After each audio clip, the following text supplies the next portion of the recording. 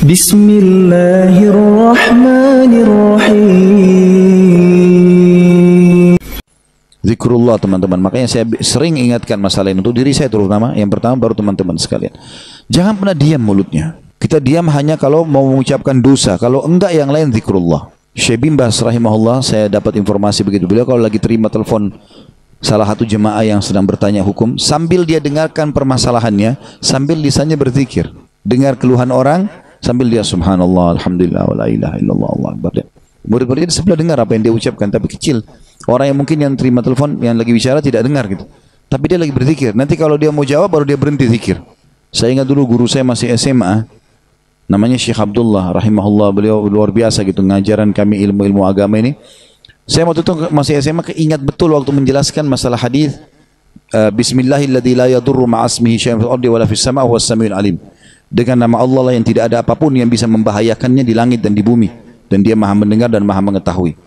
Ada hadis yang menjelaskan siapa yang baca ini, maka Allah akan menjaganya sampai dia kembali di tempat yang dia baca. Makanya salah satu doa keluar rumah adalah membaca ini kan. Kalau kita sebutkan di depan pintu rumah, berarti Allah jamin kita akan selamat sampai kita kembali ke pintu itu lagi. Seperti itulah. Ada satu poin yang beliau ingatkan kepada kami dan saya tidak bisa lupa. Saya juga sampaikan ke Bapak Ibu, justru mungkin karena keutamaan beliau menyampaikan itu ya. Dia bilang, saya sampaikan kepada kalian, ingat baik-baik, ucapkan doa ini di setiap tempat yang kalian injakkan kaki. Contoh, dari kamar tidur ke ruang tamu, baca Bismillahilladzi la yadurru ma'asmihi syai'un fil ardi wala fis sama'i was samiul alim. Dari ruang tamu ke dapur, baca Bismillahilladzi la yadurru ma'asmihi syai'un fil ardi wala fis sama'i was samiul alim. Dari situ ke ruang depan, ke misalnya taman belakang, kemana saja.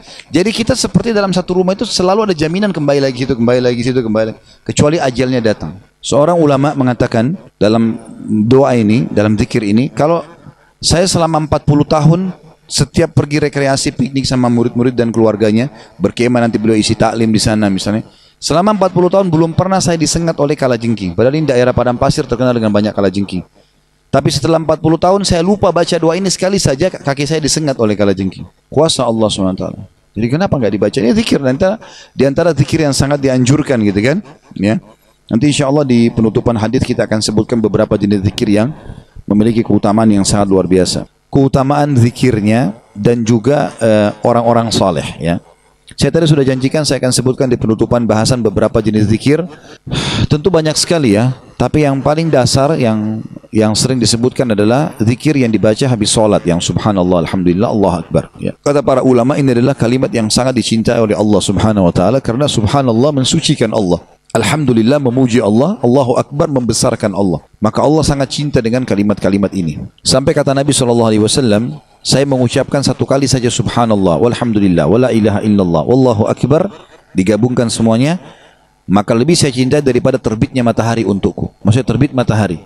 Kita tahu kalau terbit matahari semua manusia, semua makhluk senang bisa beraktivitas terang.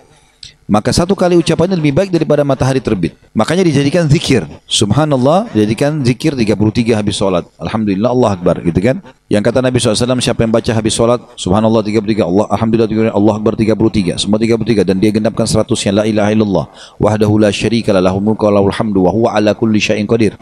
Tidak ada yuhyi wa yumit di sini ya, lafadznya memang begitu. Maka diampuni dosanya walaupun sebanyak buih di lautan. Juga Fatimah pernah mengeluh radhiyallahu anha kepada Nabi SAW, kepada ayahnya, ya Rasulullah, dilihatkan tangannya pecah-pecah karena banyak bekerja di rumah gitu kan, bersihin rumah, ngurus ini, ngurus itu, segala macam. Nabi SAW waktu itu kebetulan punya banyak ya pekerja-pekerja.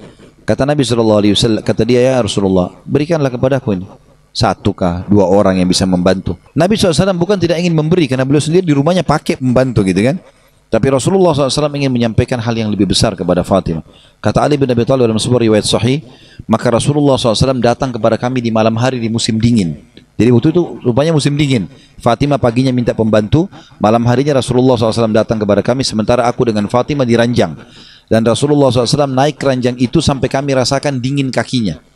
Karena musim dingin. Nabi SAW duduk di ranjang mereka, karena ini anak perempuan Nabi SAW, dan mereka merasakan dinginnya kaki Nabi SAW karena dari luar gitu kan. Lalu kata Nabi SAW, mau nggak saya tunjukkan lebih baik daripada pembantu? Bacalah kalau kalian mau tidur, subhanallah 33, alhamdulillah 33, Allahu Akbar 33. Itu lebih baik daripada pembantu. Kata sebagian ulama hadis, siapa yang lagi capek, lagi letih, lagi sumpah, baca ini 33, gitu kan.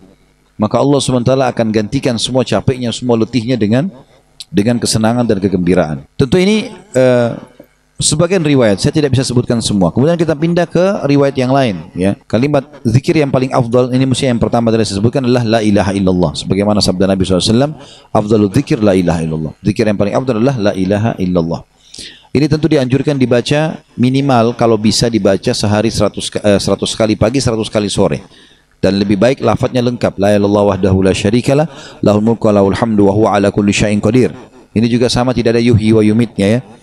Kata Nabi SAW, siapa yang baca 100 kali di pagi hari, siapa yang baca 100 kali di sore hari, maka Allah akan selamatkan dia dari syaitan. Riwayat lain, seperti dibebaskan 10 budak anak Adam, ya, atau anak dari Bani Ismail. Kemudian dia akan diberikan 100 pahala, dihapus 100 dosa, diangkat 100 derajat, gitu kan, dan akan menjadi penghalang dari syaitan yang akan menggodanya. Kemudian juga ada la ilaha illallah wahdahu la syarikalah, lahul mulku wa lahul hamdu yuhyi wa yumit. Ada yuhyi wa yumit yang dibaca 10 kali habis subuh dan 10 kali habis maghrib. Ini berbeda. Ditambah yuhyi wa yumit, ini memang lafaz hadisnya seperti itu. Maka Nabi SAW memerintahkan agar di subuh dan maghrib untuk membaca 10 kali, dan Nabi SAW janjikan seperti membebaskan 4 orang budak dari Bani Ismail. Kemudian juga Nabi SAW mengatakan dalam zikir yang lain, kalau kita gabungkan antara keduanya, dari subhanallah, alhamdulillah, Allahu akbar digabung dengan la ilaha illallah, subhanallah, alhamdulillah, wa la ilaha illallah, wallahu akbar. Telah datang seorang badui kepada Nabi SAW sambil berkata, ya Rasulullah, ajarkan aku kalimat yang aku bisa ucapkan supaya aku bisa mengingat Tuhanku. Kata Nabi SAW, bacalah subhanallah, walhamdulillah, wa la ilaha illallah, wallahu akbar. Amalkan itu. Orang ini mengatakan baiklah. Lalu dia keluar. Waktu dia keluar depan pintu, dia diam. Pintu masjid, kata Nabi SAW, teman kalian sedang bimbang, dia akan kembali. Maka dia kembali lagi. Lalu dia mengatakan, ya Rasulullah, tadi 4 kalimat itu untuk Tuhanku. Untuk aku apa? Kalau aku baca ini dapat apa nih? Gitu kan? Kata Nabi SAW, itu semua untuk Tuhanmu. Tapi setelah itu kamu bisa bilang, ya Allah, berikanlah aku petunjuk. Ya Allah, luaskan rezekiku. Ya Allah, berikanlah aku keselamatan.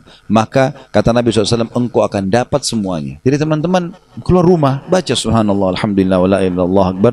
Ya Allah, berikan aku petunjuk. Ya Allah, berikan aku rezeki. Ya Allah, berikan aku keselamatan. Dapat jaminan dari Nabi SAW hanya dengan mengucap. Sekali loh ini. Bagaimana kalau baca 10 kali, 100 kali?